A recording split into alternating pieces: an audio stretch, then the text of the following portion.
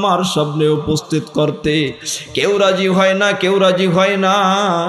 আবার আবু সুফিয়ান ডাক দিছে, কে পারবা তোমরা মুহাম্মাদের কল্লা আমার সামনে উপস্থিত করবা, তাকে 100 উট পুরস্কার দেওয়া হবে। এই কথা বলার সঙ্গে সঙ্গে উমর আর দেরি করেন নাই, তরবারি নিয়ে দাঁড়িয়ে গেলেন। দাঁড়িয়ে গেছে, শুধু তাই না, তরবারি নিয়ে মজলিস থেকে বের হয়ে গেলে। ওই উমর মদিনার নবীর কাছে রওনা।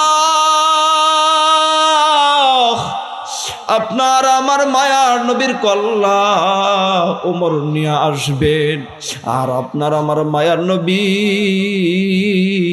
মদিনায় বসে বসে দোয়া করতেছে, ও মালিক ইসলামের জন্য কবুল করে নাও, এই উমরকে ইসলামের জন্য কবুল করে নাও।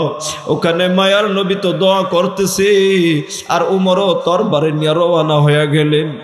উমর যে সময় রওনা দিছে, আর প্রতিমধ্যে তার গোত্রের তার এলাকার এক লোক ডাক দিয়ে বলে, ভাই উমর কোথায় যাও, সাবধান সাবধান, আগে ওর নিজের ঘর সামলাও, তারপরে তুমি পরের ঘর সামলাও। কয় কি হয়েছে ঘটনাটা আমাকে বুঝাইয়া বলো, বিস্তারিত বলো।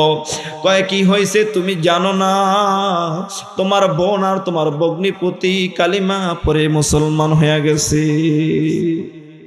তাদের ঘরের ভিতরে এখন কোরআনের তেলাওয়াত হয়, তারাই তো আল্লাহর ইবাদত করে। তুমি কি জন্য যাইবা মুহাম্মাদের কল্যাণতে, আগে তোমার ঘর তুমি নিজে ঠিক করো। এই কথা বলার পরে ওমর আর মদিনায় যান নাই। ওমর মদিনার রাস্তাকে ক্রস করে ওমর তার বোনের বাসা